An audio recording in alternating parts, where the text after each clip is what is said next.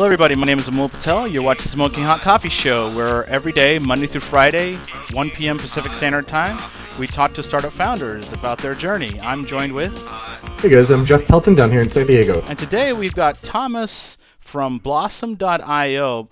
And Thomas has been really gracious enough to tell us his story, how they started. He was actually from Vienna, him and his team.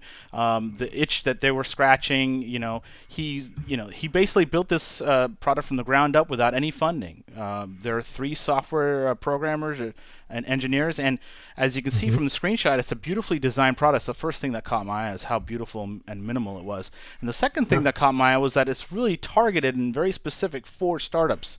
And so, Jeff, tell us a little more about Blossom.io. Yeah, it's a great product. So the headline here is the ideal collaboration and organization tool for startups that ship early and often.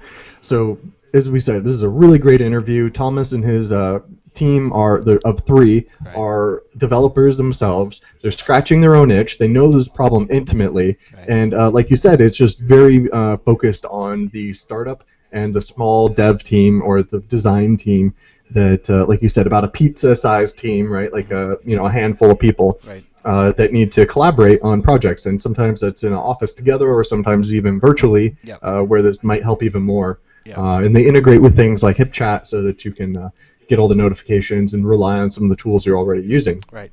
And so in this interview, we talked a lot about, why did they decide to build this thing? What was the problem they were solving? We talked a lot about the fact that, when you're trying to come up with an idea, you look at the competition and all of a sudden you start thinking, well, is there any room for this? Because they're entering a super crowded marketplace. You're like, well, holy cow. That was my question. How many people told them this is going to be another product management tool? Yeah, and there's a ton of them out there. It's like the common use case for whenever somebody comes up with a new programming language or a new framework. Oh, here's a to-do app, which is what this is essentially. And he talked about the differences between all the products and what they're doing. And obviously they hit a nerve because they've got paying customers. He talked about the reservations earlier on and charging. He talked about when they finally came up with that number, why they've changed that number now, how much now they're charging a lot more, and the differences that he's noticed. So you're going to learn about how to price your products, the differences between the product, pricing. You're going to learn about just possibly how to enter a crowded marketplace. If there are a ton of them out there, how are you different? What can you do that's different and special and possibly get some people to sign up? We talked a lot about how they even got the early traffic, how they got the sign-up page, how they got to build the email list. Jeff? Yeah, it's a great story. A lot of lessons learned. A lot of things that he tells us that they didn't expect or that caught them off guard that they learned. Like putting the buy button and the email newsletter were huge for them. And so it's great because we get to understand why and how they came to these decisions. And sometimes it's just like anxiety, right? Like we're overwhelmed by what to do and we're not sure what to focus on. And sometimes we're like, I want to fix the bug before I put the checkout button. Right. But we get to talk about some of those things and how maybe we should look at it differently. Mm-hmm. Yeah, a perfect example of not getting stopped by perfectionism and just shipping the product and getting some people in the door. We also briefly touched on their blogging and content marketing strategy, how they're... It's a really great blog. Yeah, and they've got how they're curating basically all these blog posts from some notable founders and growth hackers themselves. And so, this is an ideal interview just because a lot of us are small. A lot of us do want to sort of escape our 9-to-5 grind. And, these guys are very close to escaping it. I mean, he said in a couple of months they'll be out. They'll be done. They'll actually have a stable product where it's a subscription, reliable income, where they won't have to get a job. This is it. Yeah. Jeff, this guy is at the finish line, Jeff. Yeah, these guys are exactly why we do this show. It's exactly our audience, us and designers and developers working at the agency that want to solve a problem, make their own product, and kind of determine their own destiny. It really was a great story. There's still a small team of 3 guys, and I think he said they have hundreds of paying customers. So they're right on their way to just killing it. Or crushing it, exploding becoming a lot bigger. But so far, it's just really clean. The blog is beautiful, and the content's there, and they're solving a real problem for people. Yeah, and I want to touch on the fact that he talked briefly on how they're doing their marketing, how he's reaching out to people on Quora or questions answering there, and a little bit on Hacker News and even Discuss and some of the other things out there. So, if you guys want to just a really down to earth, honest, interview with somebody that's really out there and almost at that finish line, this is the one to watch.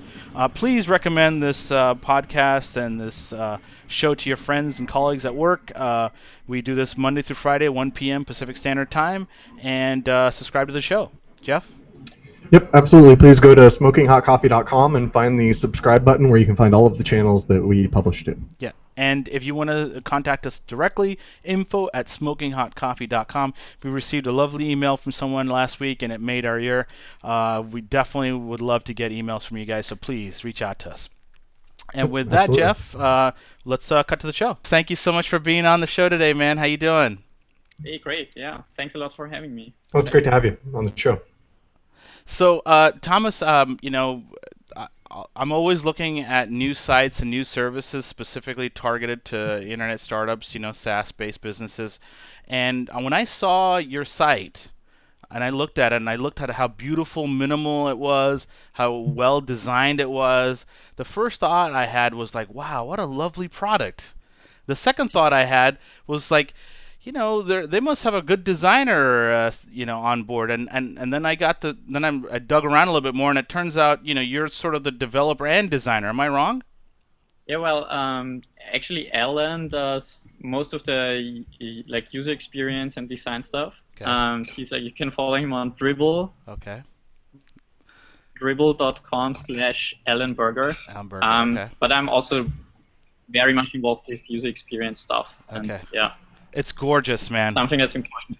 It is just beautiful. Yeah. It is beautiful. So tell me, when I saw that recent guest post by Mark Suster, the scarcest resource is of course time when it comes to startups.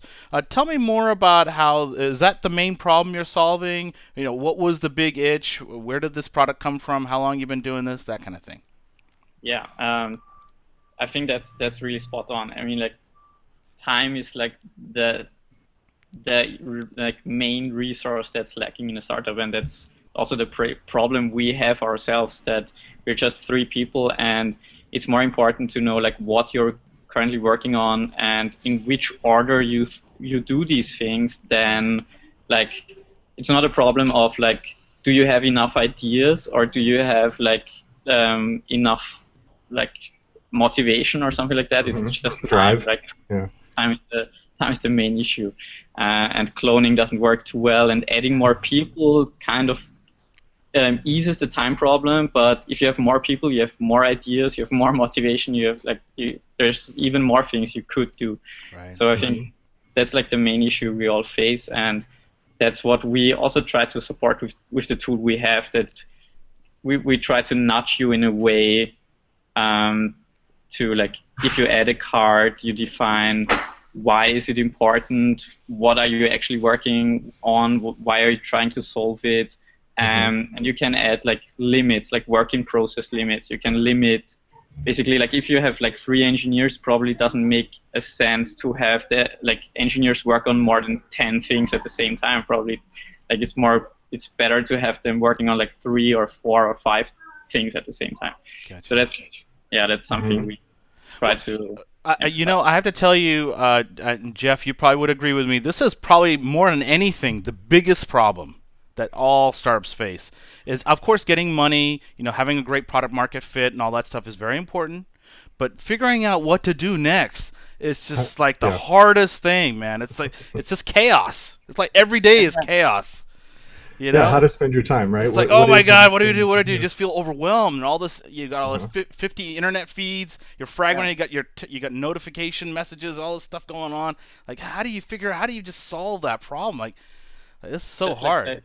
We arrived in San Francisco 1.5 months ago, okay. And every founder I meet, it's not the people don't know what they should focus on, right? It's always activation, retention, maximizing customer lifetime value, drip campaigns. Like everyone knows exactly what he should do. It's just like which order, when, like should we focus on activation now or on retention, or like everything at the same time. And it's like that's the main issue, right? Like multitasking and a lack of focus. Yeah. So, okay, priority is an important thing. Which ones should go up and down the list? How do you allocate resources? Of course, attention being the most valuable resource that we have. Okay, that's great. That's a really brief overview. Tell me more about your story. You and your founders. You just told me you just got here to San Francisco. Where were you before? We were originally from Vienna. Okay.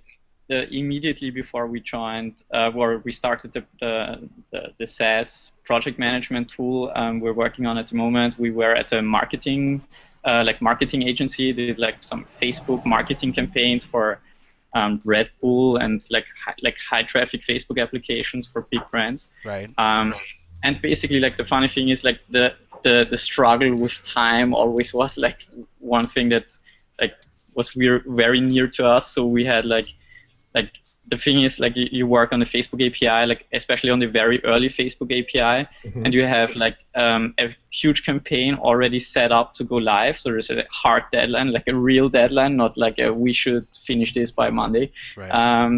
And then you have like the customer calling, like the brand calling the agency, and there's like an issue. We should change that, and then there's like you have 30 things in your inbox, and all of them are like urgent. The thing is like all the urgent. Oh yeah, that sounds familiar. Yeah.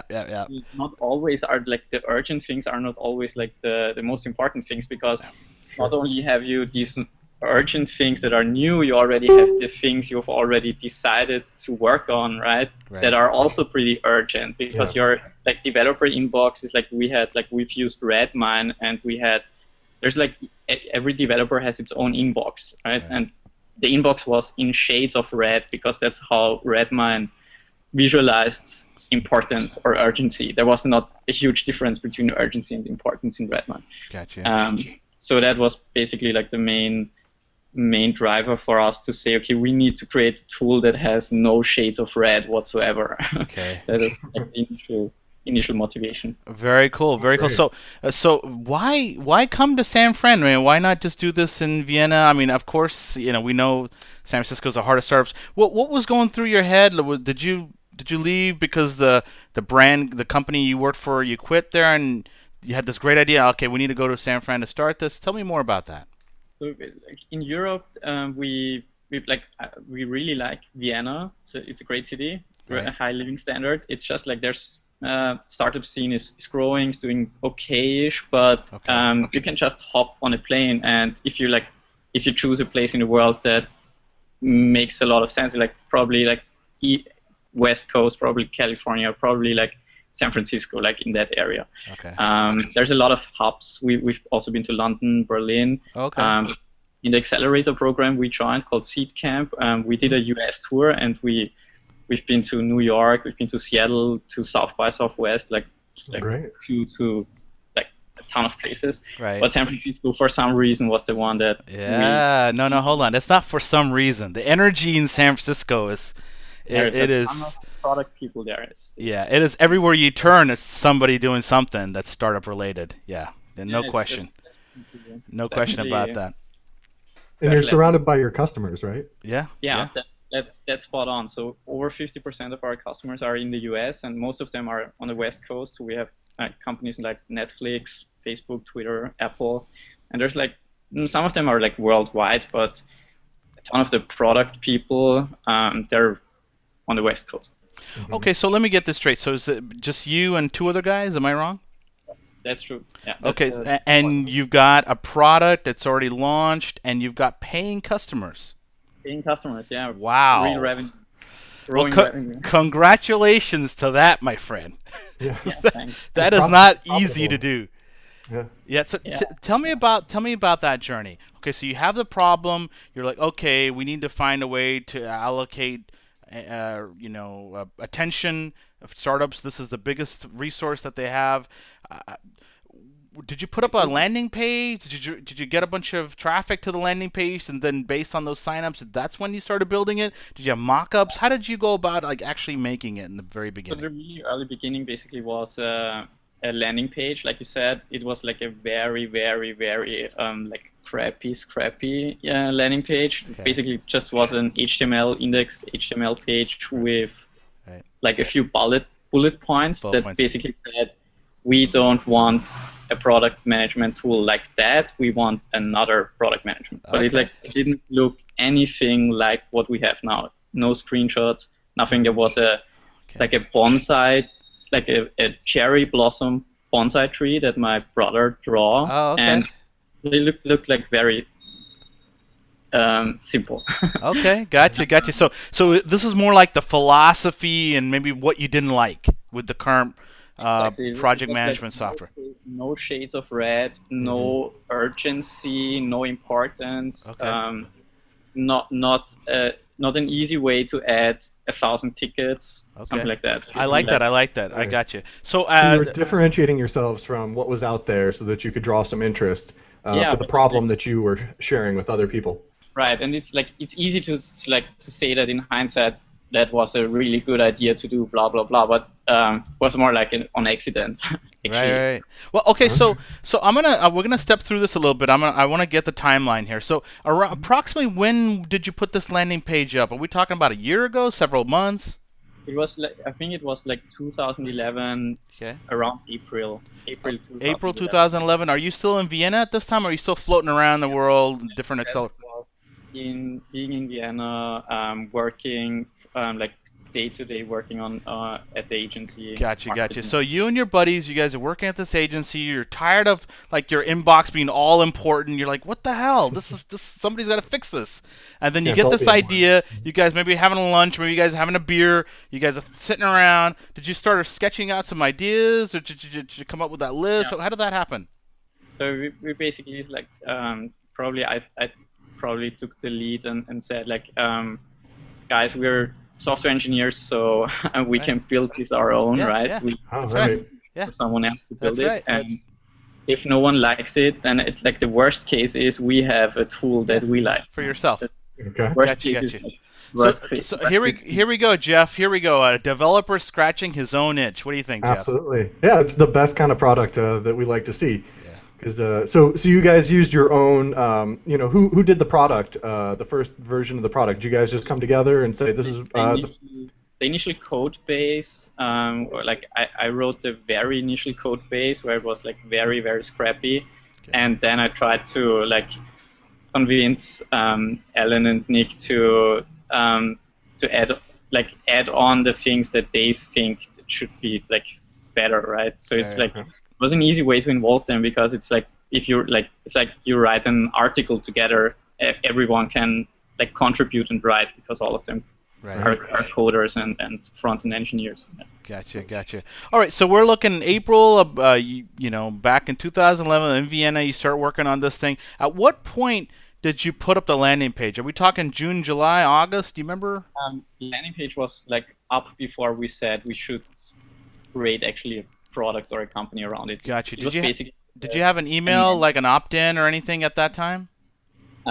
that's funny. There was a Facebook Connect button. Okay. So you can't log in. Like in our current product, you can't log in with Facebook. But since we had we knew that this is the easiest way to do it, right? So we just put in the Facebook Connect button and collected some signups.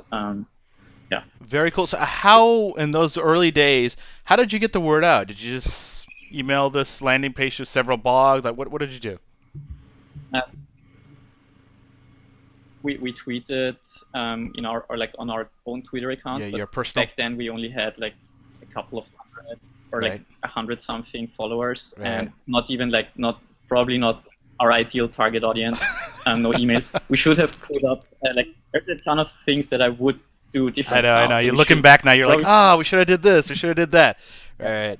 Email lists. I have to tell you though, Thomas, man, I'm just, looking back, there's always things we can improve, but I love the fact that you didn't overthink this, that you put something up and then you just did it. Yeah. I'm And sure. so- I'm sure the itch was, in you for several months, maybe even up to a year, but then you finally decided, you know what, we're going to do this. So Yeah, it's true. It builds up over like probably like in a sense we started 5 years ago or 10 years ago maybe. Right, right, Okay. yeah. Yeah. All right, so you retweeted this out. You got a bunch of people signing up. Was that the moment when you're like, you know what, guys, we should do this? Yeah, that's when we got like like initial validation of like having people that are also interested. But I think like one of the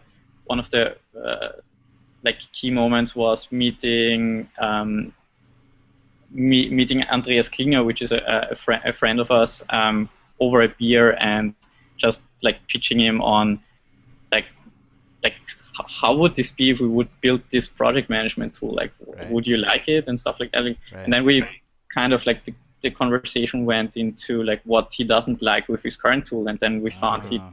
dislikes he has the same issues as we are. So Right. it was like a huge like personal, like physical guy sitting in front of me that says like, Yeah. okay, we feel the same pain. So if Yeah. like there's no doubt we feel the same pain. The question is just like, can you actually solve it with a product, right? Right, right. But it was enough motivation to actually say, okay, we should actually just build something. Right? That's great. That's really important. And so obviously you guys were confident enough in solving the problem that you went for it. But did you talk to, and you had that advisor who gave you the confidence, or the validation? Did you talk to people that said, hey, there's plenty of project management tools out there. Why do we that's need right. yet another Yes. product management tool? I kind of, joke with the quintessential like to-do application, and Yeah.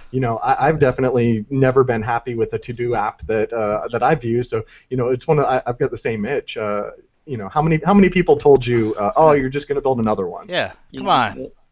There were a ton, like there are still a ton of people that they're like, Like, what are you doing, Thomas? You crazy? Right? You can pick so many ventures, right? Why would you pick anything in a space that's like so like overcrowded, right? Right. Right. Also, like everyone builds his own to-do app Yeah. and his own management tool. Yeah. Because It's, that's yeah, one it's, of the it's first like the standard to-do app is the standard sort of examples anytime there's a new framework or whatever. It's the new blogging app, right? Yeah. Yeah. Yeah. So, yeah, it's very true. I think like the interesting thing was that we also used like Redmine Track, Pivotal Tracker. We used like probably like 10 or 15 of the back then the popular tools. Mhm. There's like new tools that came out in the meantime. Okay. But like we had the same issues all the time with all the tools and the same issues that other people had. So it's basically like the focus thing was the key thing. You have these tools that look slicker or simpler, Yeah. but all of them like let you add like 100 or like 1,000 things into a list, and yeah, it's So And this mark is them all as important. Yeah. This is an interesting, very, very interesting point that we're talking about, because here we are, you guys are entering a crowded marketplace. There's tons of options.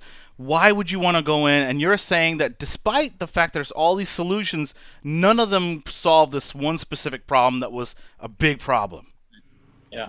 So I think like there's like some things that are really interesting in the GTD or like productivity space in general, like the I done this or Okay. Pomodoro technique, Right. Yeah. this kind of thing. Yeah. And they're like all of them that I really like. They either try to make you aware about what you're doing, or they focus you to they make it like they create a time box or something that like makes you actually execute on the ideas you have, versus collecting them and like managing inventory of like these are the 1,000 things that would be super awesome and that I could do, right? Okay. Like it's like there's not there's some value in making lists, but the main value comes from executing the things you're set out to do, or like executing the right things. So Okay, so let me get this straight. So you're saying out of all the different solutions, none of them really incorporate some of the Pomodoro techniques or some of the time bracketing techniques. Am I? Is It that sounds correct? like you're saying they focus more on inputting the to-dos than actually crossing them off the list. exactly, they make it easy to add things, or they like they try to like people like there's a bias, like there's a bias of like people think they shouldn't forget things, or people like they're scared of forgetting things, and there's like all these I love it. Yeah, that's so true. Yeah. It's the psychology of it. Yeah. It's like, we will help you not forget the things, right? Whereas forgetting things is a really useful. Right, and we will also help you by because of that get overwhelmed by the thousand of the things that you're not going to forget. Yeah. Yeah. It's like you err, like that's what I do. Like I err on procrastination, right? I have 100 things to do. Yeah. I do none of them because Right. 100 things, like just too much to do. This is such a great topic, guys. Yeah. This is like so important. This whole issue. This is such a great topic. All right, so you're building the product out. You get some validation. You realize that we're still defining a problem that hasn't been solved in this marketplace. What happened next? When did you get your MVP out? When did you start charging? Tell us about that. So the initial product, that sound like so we had some people using it, like the agency we worked at, they used it from the very early beginning with all the bugs, and like probably wasn't really good idea to use it. And then probably like half a year later, we had a version that people could sign up for free. Okay. And half a year later, so we're talking the early part of 2012. Exactly. Okay.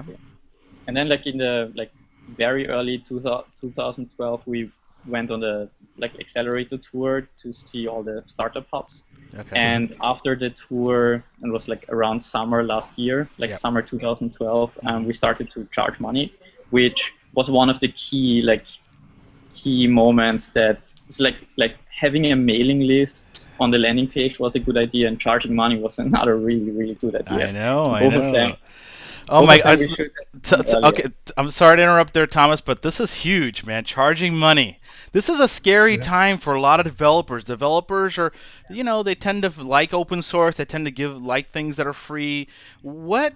Did you have anybody on your team that didn't want to charge, or did you have those issues? Yeah, it's funny. I started out with, hey, we should charge for it, and the others said no, and then a few months later, they said we should charge, and I said no. There's always one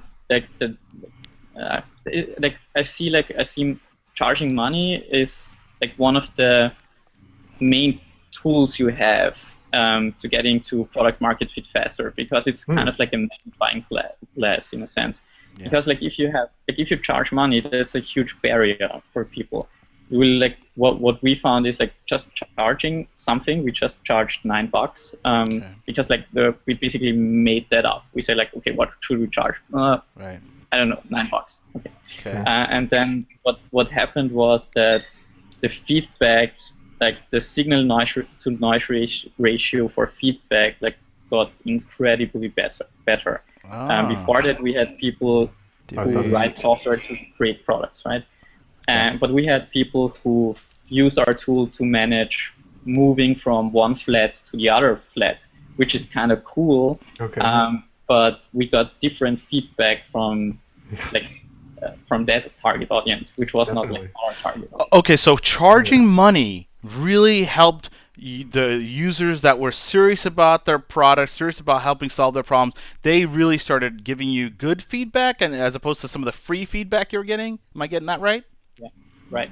And how do we define good? What exactly does good mean? What was this feedback that was better? I would say bad feedback is hard to spot, because it might be on the surface it looks sound, it sounds sound, but it's from the wrong target audience. So if you can do something to filter, make it very explicit on the landing page what you are, but make it maybe even more explicit what you are not. Okay. And that's something we do a way better job at still. But if you try to shield yourself from the people that are not your target audience, then you won't get as much feedback from them, right? And the feedback might sound really good, especially in our case where we focus on engineers, designers, and like product people. Right. These are the people who give the most convincing feedback. You will get like really awesome people who write like a novel with like or like a whole specification on what they send. Like people send you screenshots. Right. Right. Yeah. Uh-oh. Frozen. Talking about how these people that pay give you really detailed feedback because they're product designers themselves. Yeah, exactly. Yeah, so I think the main thing is like it's easy to fall for feedback. So there's some people that are really, really good in getting the point across, very good in specifying things, and they might not be your target audience, right? There might be you might read a very, very emotional email, very convincing email from someone who's just not your target audience, but might be better in convincing you that this is a good idea than actually the people you want to build for. People that'll pay. Yeah, absolutely. Yeah. Right. Wow.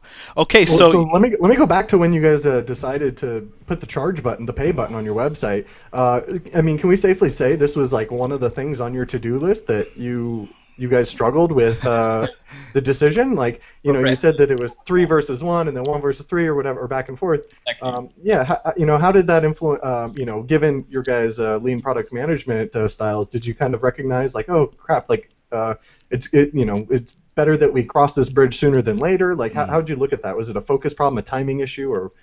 It's mainly like insecurity. Like you feel like your product is not there yet. No. But it's not like about if it's finished or not, because obviously, like it's always evolving. Yeah, it's never gonna finish. Yeah.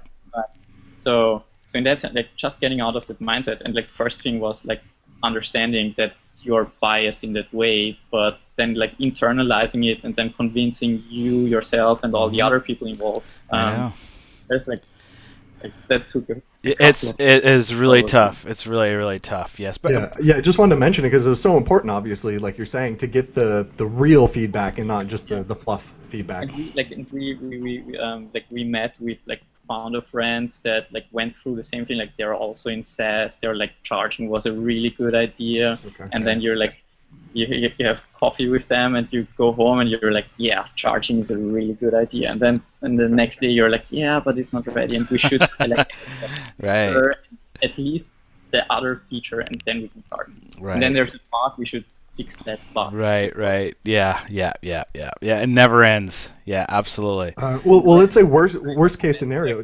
It was one of the best decisions we could do. Like, it really made a difference in getting better feedback, in understanding where the real problems are, like where the problems in the value proposition are, where like it makes it way easier to understand like whether you're on the right track or not. Because like while it's not like, I'm not saying it's impossible to build without charging. It's just way easier. It's way easier. If you charge money, it's way easier. Like you have people, you can track if people get inactive or not, but like if they stop paying, you're really interested. Like why did they stop? Right. Yeah. Absolutely. So that's a good way to lead into this. Like, how brutal did the feedback ever get? Like you have this anxiety, like, oh, let's just fix one more bug. Like do you have people like emailing you, hey, I'm paying, damn it, fix this bug? That's a really good question, because what we found is that the people who are paying, they are like way easier to handle. Like the people who are paying, they are more appreciative about what you're doing. Wow. Very interesting. That's a general thing, but funny thing is, like, if you have like a free tier and a paid tier, then you have like way more people on the free tier. So even if they are as nice as the paying people, you have more of them, right? But if they're even like I wouldn't say mean, but they're more demanding for some reason. They're more demanding than the paying customers. Wow. Yeah. That's funny to know. Yeah, I wouldn't have expected that, but yeah, it makes sense because there's just more of them. Yeah. I think we never got any really mean email yet ever. Right. All right, so I want to keep this journey going. So mid last summer, you decided to start charging. You got your first customers. How where are you guys at right now? I mean, how many customers do you have that are paying? So now we have 340 paying subscriptions. Wow, that's Awesome. awesome. So are you at a point? Are you guys at a point where this is covering your burn rate, or are you taking any money in, or where are you at right now? So for Vienna, we would be like profitable. For Yeah. San Francisco, San we're Francisco, like no, not yet. actually, well, it's very close. So it's like Okay. motivation wise, it's like as if you're already there, because like if you're Yeah. growing Yeah.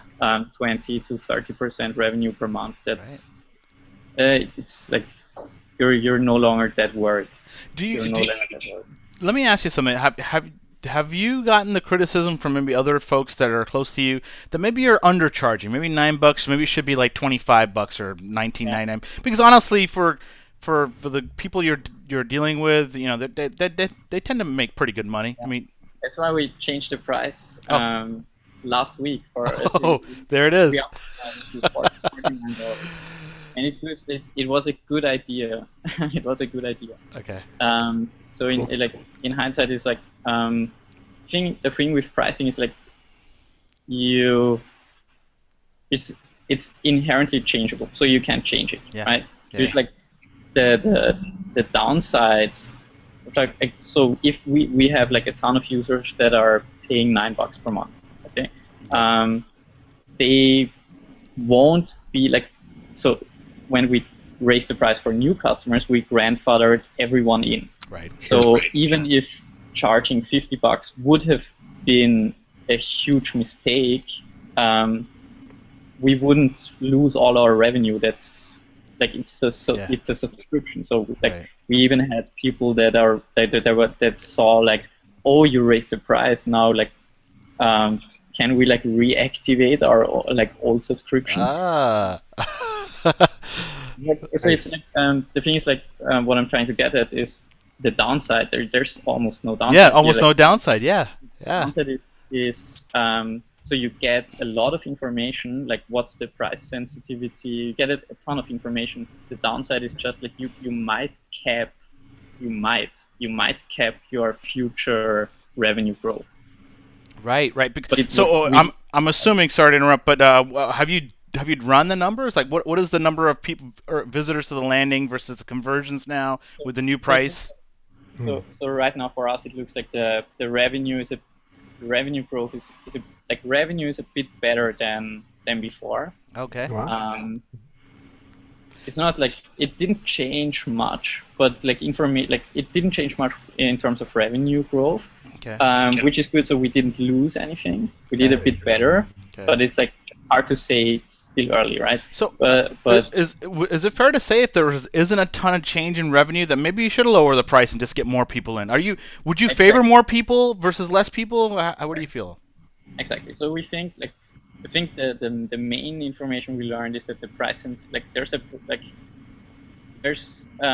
are people willing to pay $50 for the product we have right now, which is it's good motivation wise because you know like what you've got, you know like you could charge $50. Right.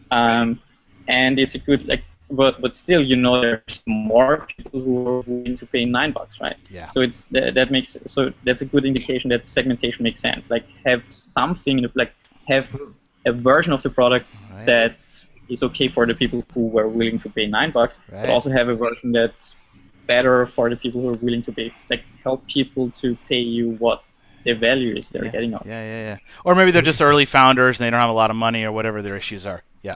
Exactly. Yeah. Wow. This is turning out to be a wonderful case study, Jeff. I'm hoping you totally are getting this. Yeah, absolutely. This is really helpful information for us. I love some of these lessons already that like we would have had the complete opposite expectation than what you saw, like with your customer feedback and throwing up, charging is obviously scary for developers. Oh, super scary. Or can be. Yeah. It's just like that. The cool thing is it makes you focus, right? That's the main problem, like what to focus on. Like if you raise price or if you charge and you didn't charge before, then it will make you focus on the things more. It will make you like, in a sense, care more why people churn, or what the conversion rate is. But it will also like I said, it shields you from the people who weren't even your target audience. And you can if you decide you don't charging money is a barrier, right? Charging $50 is a higher barrier than charging $9. So if you then got all this learning and for some reason decide to don't want to make any revenue by charging people, then you could still make a free product out of it, and you probably would I would say if we started out making a free product, we would never have been that far without charging. Yeah, absolutely. It totally focuses you, and it totally gives you all that energy. It gives you that motivation to let's do this. We're making money, guys. Come on. The thing is, if your growth strategy is having a free product, I think charging is still a good idea if you can do it, right? Yeah. Depends on what product you have. So all right. So Thomas, let's talk about the future here, because I eventually want to transition this into where you're showing us the little back end and showing us the product in use. But let's talk a little bit about the future. You've obviously got something that's making money. It's a very small niche, but it is making money. Have you thought about getting some other investors on board so you can throw that money in marketing and trying to get the word out, and getting some sort of more paid traffic to the site and getting that kind of thing going? We definitely thought about it or are thinking about it. We're not 100% pro bootstrapping or 100% pro venture funding, but we're meeting some people. We're trying to find out who's a good fit. The cool thing is that since we have revenue, we're very close to being profitable. Right. It's not like a live or die thing. It's more it would probably might help growing faster. Yeah. No. I mean, you can test different traffic sources, PPC. You can try email, submit, whatever. How much are you thinking about looking to raise? Are you looking to get a little angel seed, like a couple $100,000? We're not focusing on raising around right now. So everything I would say right now would be made up on the fly. Okay. Okay, gotcha. So is this pretty much a full-time thing for you and your buddies? I mean, you guys, this is it? Yeah, this is it. Yeah. Wow. We're full-time. And how many more months do we got here? And I mean, you're saying you're pretty close to break even. So you're seeing the land. You're already seeing the land out there in the distance. Might be next month if everything's going. Man, God, that is so great, man. That is so great. What is the key thing that's helping you get more people to this landing page? Obviously, you've got a good Twitter audience now. What have you found? Guest blogging? Are there other things that you talk about your content marketing? Because I noticed you got a decent blog there. So I would say one thing that definitely helped is the blog and getting the blog on Hacker News. Okay. So the Hacker News crowd is very opinionated, very strong opinions, they will crush your product, they will crush everything. They don't mess around over there. I don't know. It's interesting. It's interesting to read the comments, because they will the Hacker News crowd will tell you things that no one ever would tell you, right? Sure. So that definitely helped getting on Hacker News a bunch of times. Okay. Another really interesting traffic source that we have is Quora. Quora, yeah.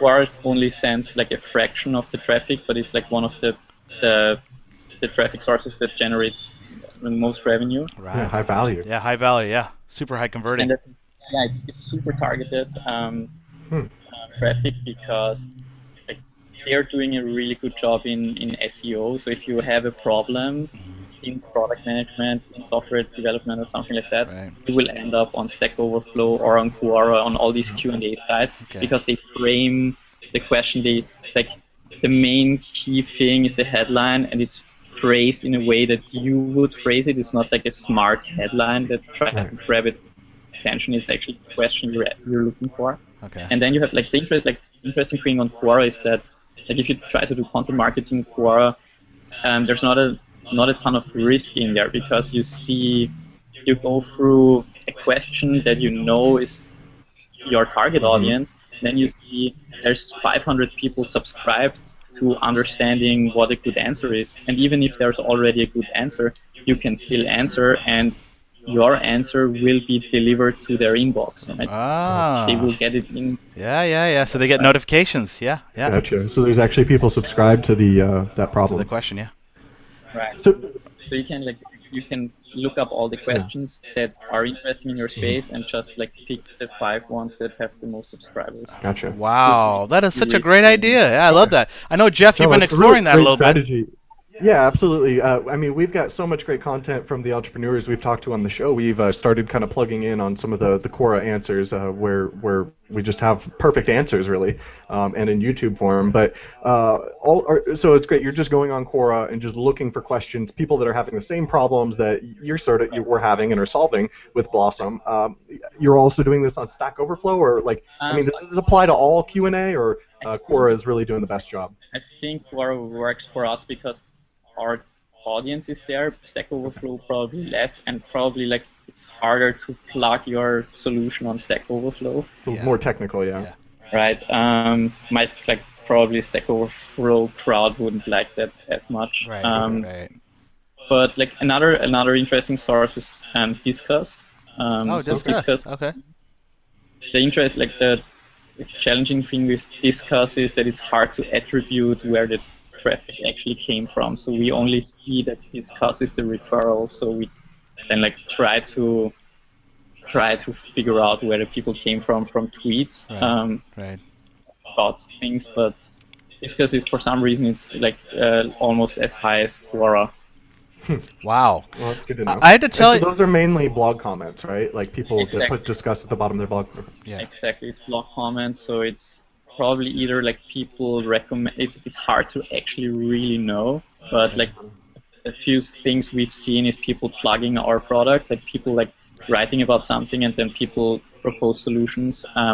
But probably also from Discuss not only shows you comments, it's not only a commenting thing, but it also features content in your own blog and content maybe also in other blogs. I still have to look into that, but it definitely does show feature other blog posts of ourselves. So actually a huge chunk of the Discuss traffic might actually be from our own blog. From their own blog, but that's embedded in the actual comment. Gotcha. Yeah.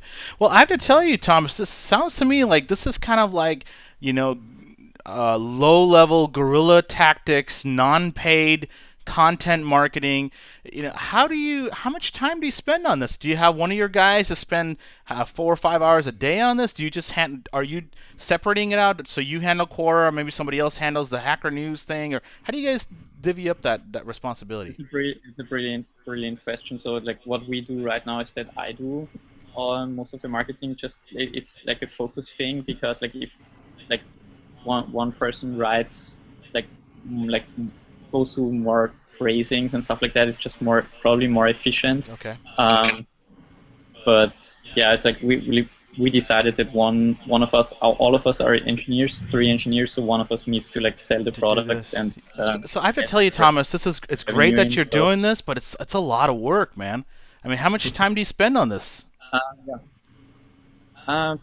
It's hard to tell. It's in a sense, it's the main thing I do. But effectively, probably 2 days a week. Okay. Focusing on how does that feel to you in terms of you being an engineer, you loving writing code, solving problems? Do you feel man, what the hell am I doing? Writing all this, searching for questions on Quora. I should be coding. I should be committing. Do you ever get that feeling that you're losing in touch with who you are?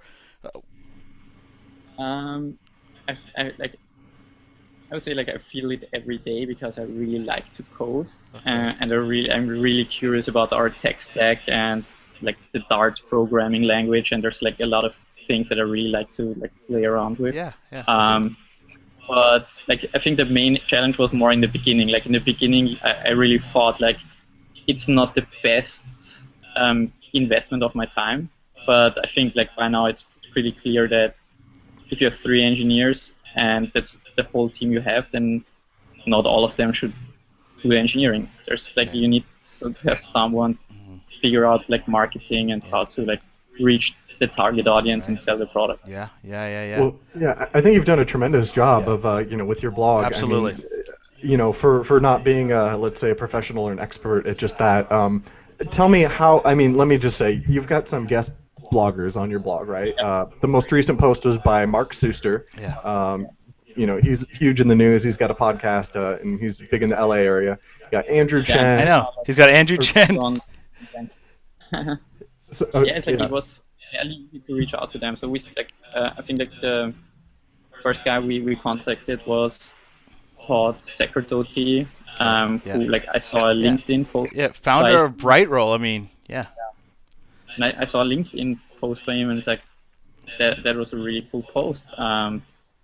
Could we maybe republish it on our own blog and attribute, like make the proper attribution and share it with our audience? And it's like, yeah, okay. And I was like, that was kind of easy. Yeah, that was on that much work. Yeah. Easier than writing my own blog post. So then I like, and then like that was basically like just maybe like it happened like on accident, more or less. And then I found Ken Norton's, who's with Google Ventures now, a brilliant blog post on how to hire product managers, and reached out to him, and he was okay with having it published as well. So So these were posts they had already written and that you had an affinity for, and you reached out to them, and they were gracious enough to let you post it. Some of the posts are really old, but evergreen content. Like how to hire a product manager is, I think he wrote it in 2005 or 2006, and then found it again and republished it on his own blog, and then it's still like, it's evergreen content. It's still spot on. There's like nothing that changed. Maybe like some of the things even got more important over time. Wow. So this is a great idea. This is the first I've ever seen. I know people like to cite content that somebody else has written, but you're actually republishing the full text with the attribution. That's awesome. I think it's great. What has been some surprising things that you found from this? I mean, are these things getting ranked from an SEO perspective? So SEO, like that's a great question. So we're like Jason Cohen from WP Engine made me aware that we should really look into to like get a good outcome for the people publishing, right? So what we did is like we added a link tag to the header of the document that basically says like the relation is canonical. So basically what that does is it tells the search engine like Google that if they search for something, we will make sure that the original gets like, so we probably won't get any like search traffic out of the guest post. Gotcha. All the search traffic will go to the original post. Interesting. So you're looking at this from a purely perspective, like if somebody comes visits you and they want to check out your blog, that there's some really good content, and just building that trust. It's curation and having useful content. Wow, that is so great. I love it. Yeah, that's super helpful. I mean, for the audience to have the whole breadth of, you have experts writing about these topics. How many people do you have, subscribe to the blog or via email? Like, how has that been? You have a pretty captivated audience? So that was one of the best things next to charging was email lists. Okay. So that's another thing that we should have started way earlier. Right. It's good to see that like with things like LaunchRock and all the new startups, they have like a landing page. Right. They probably don't make it like with the landing pages. Many of the startups probably should tell more what they actually do or what they don't do, so that the mailing list kind of works later on to sell something. Right. But like it was one of the best things to add for us, and the blog has a couple of thousand people in the mailing list now. Okay. That works really well. It's hard to get on Hacker News every time, but Right. Okay. you send something out through your email list, and you have like I think we have between 50 and 60% opening rates, Wow. and around 20 to 25% click-through rates. That's great. Those are great numbers, man. Yeah, those are really good. Those- Yeah, I was going to say, I mean, I'm sure you have a valuable audience. Because I don't know. It's like it's good to know that it's not bad. Yeah, no, it's great. 50% opens. Click-through rates are great.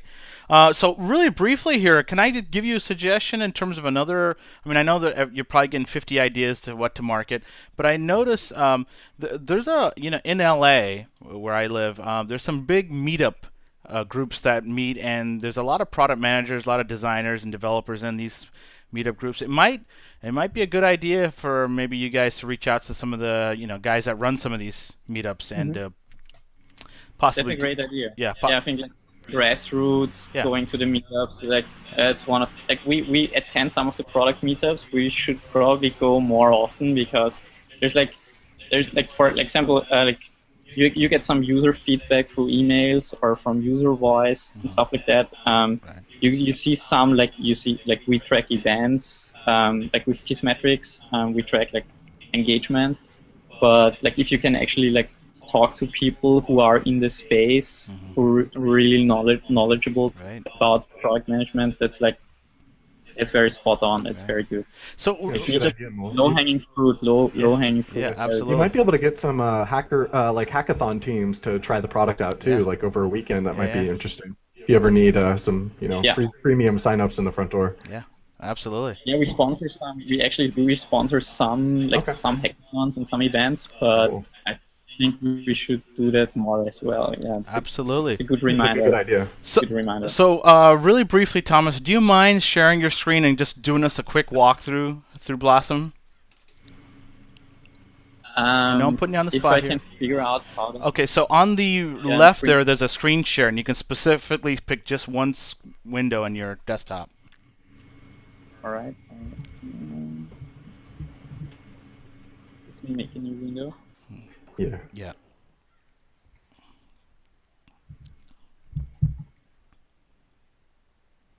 All right.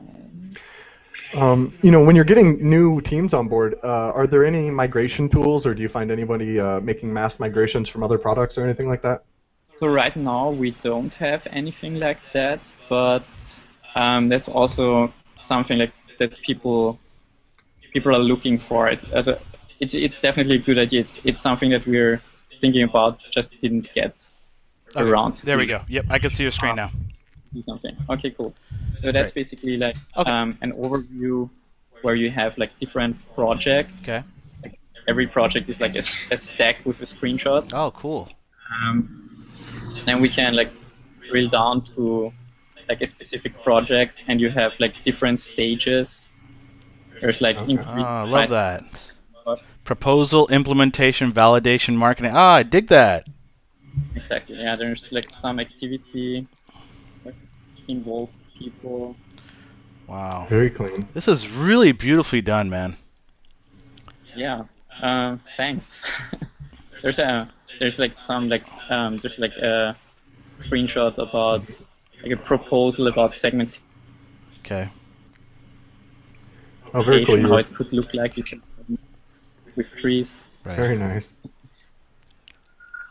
And you can mark like something as like ready for the next stage. And it's green, and it's like a ready stamp. Okay. So it's like a very visual way to show what the state of the project in general is like, but also like how many things you're doing. So, for example, in the implementation stage, we have 4 of 3 cards. So usually that we're 3 people. So and since Alan and Nick are the 2 ones that are doing the engineering, probably doesn't make any sense to have more than 3 cards on it. So we basically set a limit to 3 cards, and it just it just nudges you into the right direction. There's nothing hindering you. There's nothing like in your way. You can add more cards, but probably like you want to be aware that we're doing too many things right now. It's a nice reminder that you can't do more than one thing at a time. Yeah, roadmap. Okay. We're working on a roadmap. Okay. So, how do I know what is priority? Like, how do this is kind of an overview. Is there like a list, like a full list, or how does that work? So basically, like what you see is that you have like every card is a feature, um, and the features flow from left to right. So you see like which feature card is in which stage. You can like the pricing change is in the validation stage right now, because we're still evaluating whether it works or not, and it might then move to marketing or go directly to the party stage. But basically, like what's in focus right now are like these three features in the order they are there. So it's client-server synchronization. That's like a technical feature. Roadmap is next, and then like user email management is next. It's like the order and like which the order for this stage. I got So, you. so once you complete one of those, you would move it to validation, and then you might Exactly. So you move pick something further. for yourself off of the proposal list and move it Exactly. forward. And if you like want to drill down on a feature, you open it up, and then you have like a checklist of like who's working on what, and basically it's like the checklist like indicates what the progress inside of the feature is. You see who's working on it, and then you can like take one step back and you see the board again. So usually you would like on your day-to-day would probably be to work inside of a card most of the time. Then you add screenshots and you discuss what to do next, and then the board is more like an overview to synchronize the team. So especially if you have a distributed team, it's really like they don't share the same space, so it's really hard to get a very quick understanding on who's working on what and what are the things that we're actually doing and what are the things that are still in a proposal stage. They're not like there's some ideas they're not like ready to be like implemented, and what are the things that are in validation. So for example, that's what we just did before I jumped on the call was since the pricing change is in the invalidation stage, we just had a tea time and discussed like what our findings from charging more is, like what are the findings, how does the churn look like, should we like kill the experiment or should we proceed with it. Gotcha. So you set these deadlines within the card, and I can see that looks like July 1st is a deadline for this increased pricing. That was basically like a reminder that we want to revisit the card on July 1st. I got you. Okay. Okay. Cool. Yeah, this is looking really lovely. How do you handle notifications? Is there do you is there That's great. That's a great question. So we have email notifications and HipChat Oh. like a notifications. HipChat? Cool. Okay.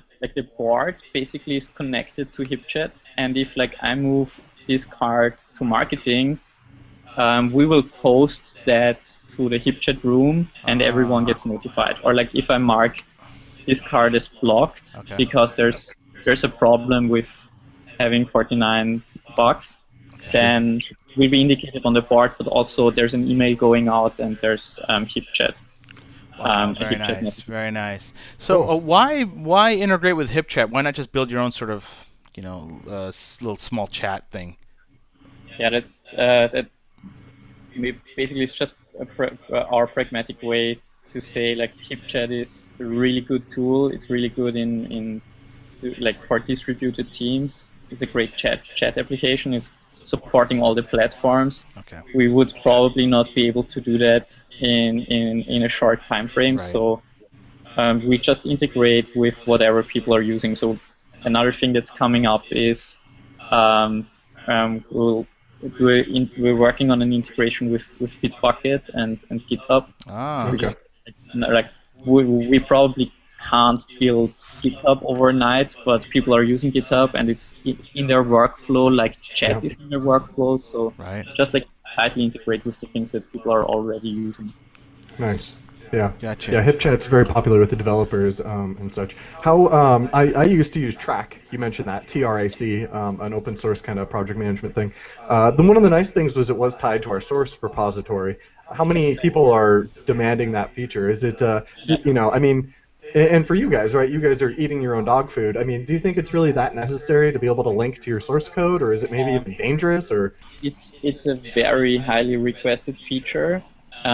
We found that it's for some reason less important than we thought. That's probably Sure. one reason why we didn't implement it yet, and why HipChat integration came before. Because like in like for distributed teams, like all the conversation happens, like the water cooler basically is the chat room, Right. Yeah. and you probably already have GitHub or Bitbucket connected to the water cooler. So if there's changes or pull requests, you will more likely you will get notified through email or through the chat anyway.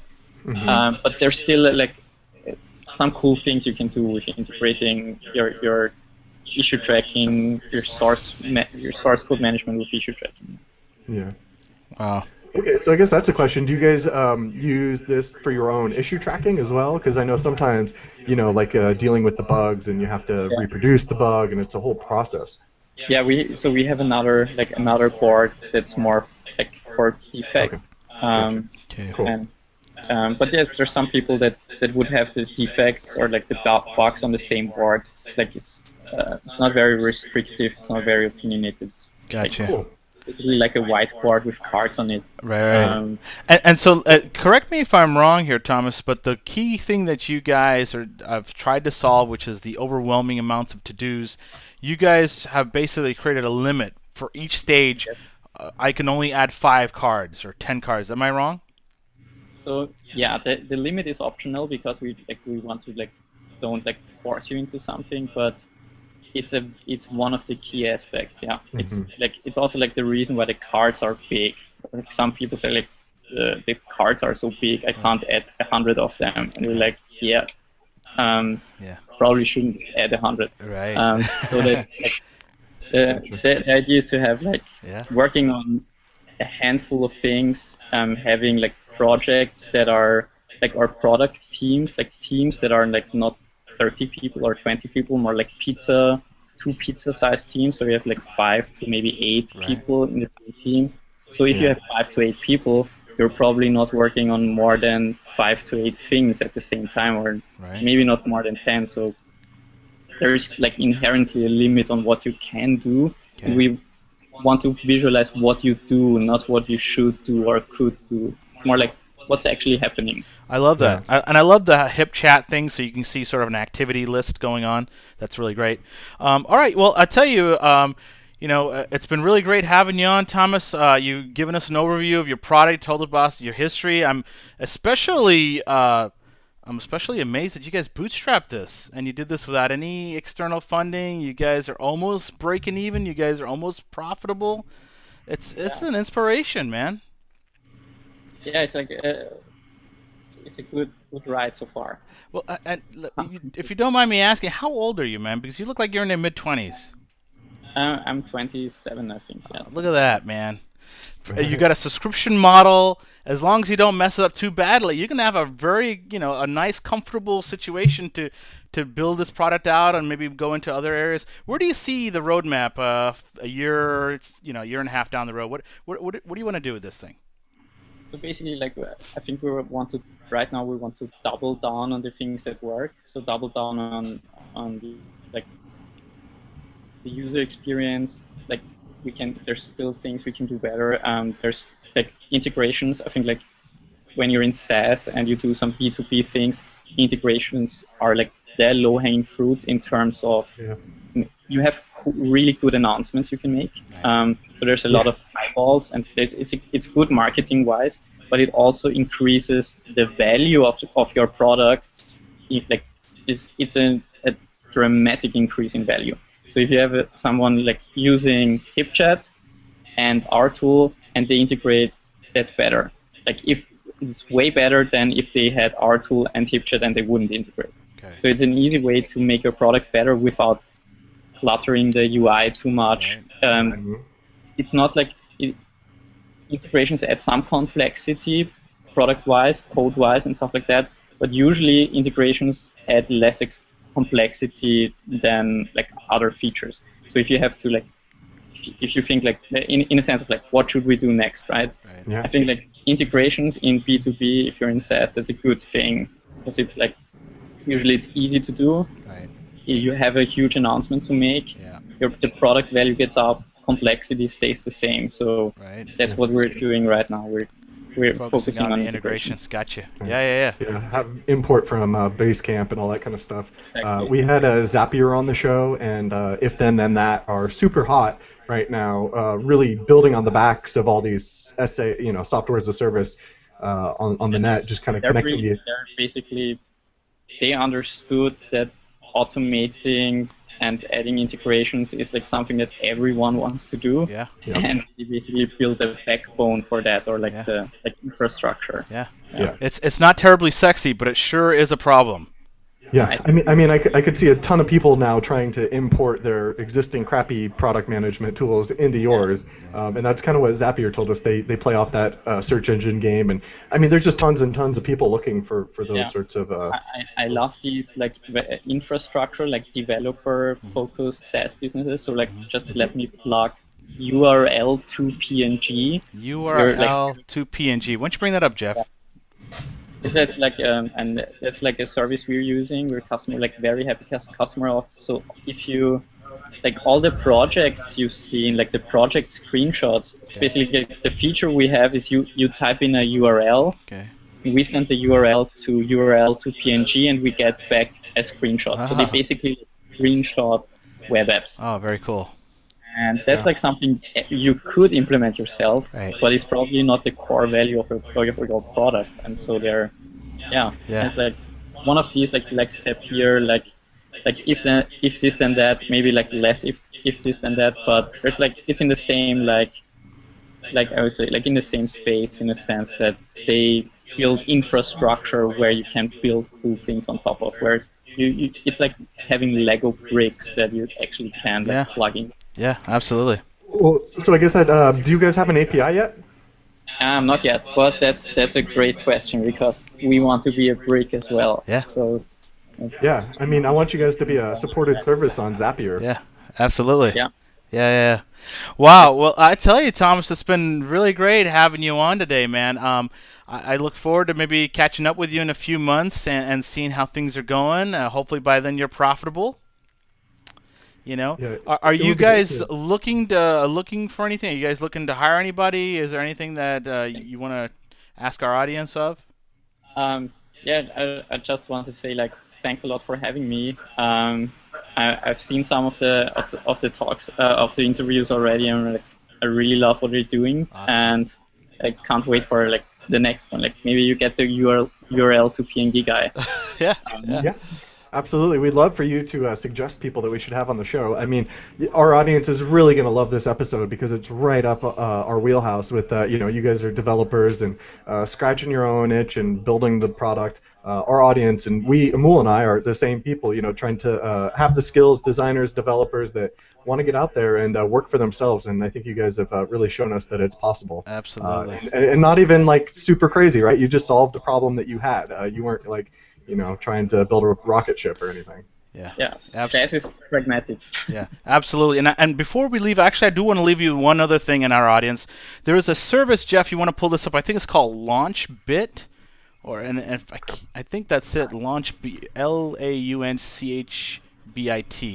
They are an email ad network. So basically, what they've done is they basically have gotten, a startup. I think, here it is. So you can see they've got a bunch of companies already on board. They basically will take, if you type in, I think you maybe put "Are you a publisher?" Click on that join here link. And I don't work for these guys, so there's no vested interest. I think this was a great find. I found the other. Click on directory, and if you go to Entrepreneur, they've got like I think Startup Digest under maybe technology. I don't know, or try business. But one of their I think maybe try technology. There we go, entrepreneurs. Yeah, if you'll notice, they've got a lot of pretty decent publishers. If you scroll down a few more pages over, I think they have like Startup Digest as one of their publishers. And so my point being is that they tend to attract a pretty decent quality audience. So if you wanted to throw some money at anybody, and it looks like Dave's on this one, they probably have the earnings per click, the per whatever it is per impression is probably pretty high. The conversion ratios. So definitely look at them. I think their minimum spend is about $500. So it's not terribly low, but not terribly high either. So it might be worth a test. I just want to throw that out there. Getting into the email box tends to be the best in terms of conversions, as you probably have seen. Yeah, so we should tell our audience to go subscribe to your. Sorry, go ahead. Yeah, email is incredible. Email works. Yeah, email really, really well. Yeah, email is incredible. It really works. So, all right, with that, let's close the show. Thanks again, Thomas, for all your time today, and we'll be definitely in touch. Thanks a lot, man. Thank you. Yeah. No, we really appreciate it, and our audience appreciates it too. They're gonna be super motivated by this episode. Absolutely. All right, guys. All right. We'll catch up with you next time.